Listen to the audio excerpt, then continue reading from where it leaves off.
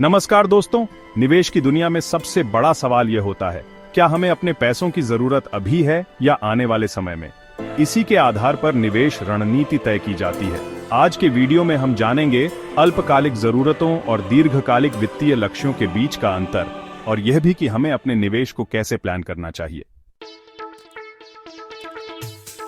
शुरुआत में हमने कुछ उदाहरण देखे थे, शालिनी, रविंद्र सुरिंदर सिंह और मिसेस डिसूजा। इन सभी की वित्तीय जरूरतें अलग अलग हैं, लेकिन एक चीज कॉमन है, समय की भूमिका।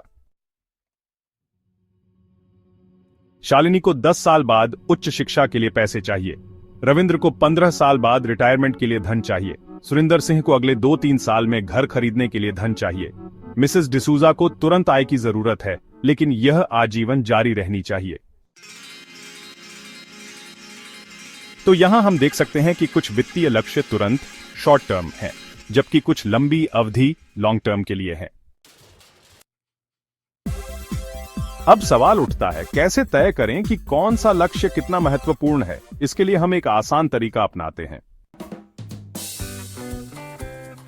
हमारे वित्तीय लक्ष्य 4 प्रकार के हो सकते हैं। तत्काल, अगले 1 से 2 साल में पूरी होने वाली जरूरतें, जैसे इमरजेंसी फंड, नजदीकी भविष्य।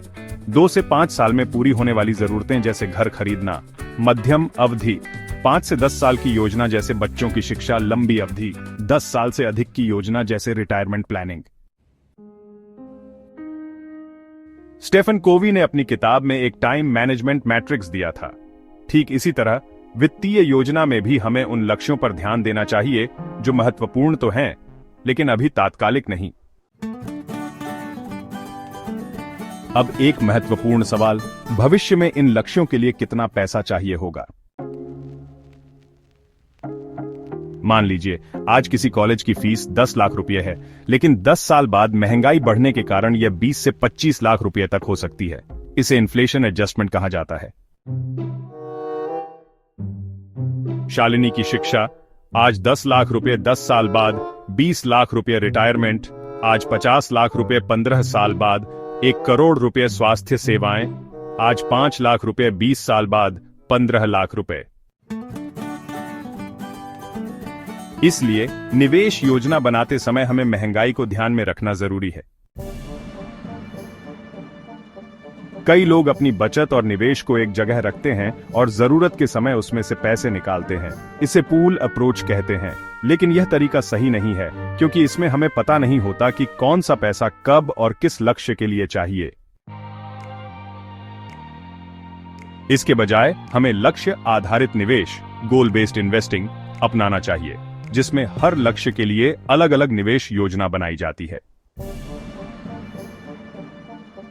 अल्पकालिक जरूरतें, fixed deposit, liquid fund, recurring deposit. मध्यम अवधि, बैलेंस्ड म्यूचुअल फंड, बॉन्ड्स।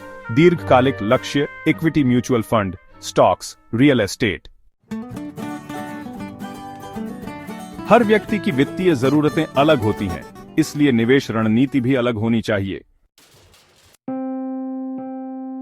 सही निवेश रणनीति अपनाने के लिए समय सीमा तय करें, कब तक पैसा चाहिए। जोखिम सहनशीलता समझें, आप कितना जोखिम ले सकते हैं। एसेट एलोकेशन करें, कहां कहां निवेश करना चाहिए।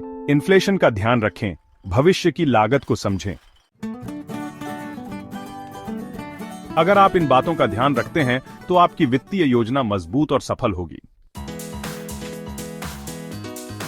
तो दोस्तों, अब आप समझ गए होंगे कि अल्पकालिक और दीर्घकालिक लक्ष्यों में क्या अंतर होता है और हमें कैसे अपने निवेश को सही तरीके से प्लान करना चाहिए। संक्षेप में, अल्पकालिक और दीर्घकालिक वित्तीय लक्ष्यों को अलग अलग करें, महंगाई को ध्यान में रखकर प्लानिंग करें, पूल अप्रोच से बचें और लक्ष्य आधारित निवेश अपनाएं। अपने निवेश की समय सीमा और जोखिम सहनशीलता को समझें। अगर आपको यह वीडियो पसंद आया हो तो लाइक करें, शेयर करें और हमारे चैनल को सब्सक्राइब करें। अगर आपका कोई सवाल है तो कमेंट में जरूर बताएं।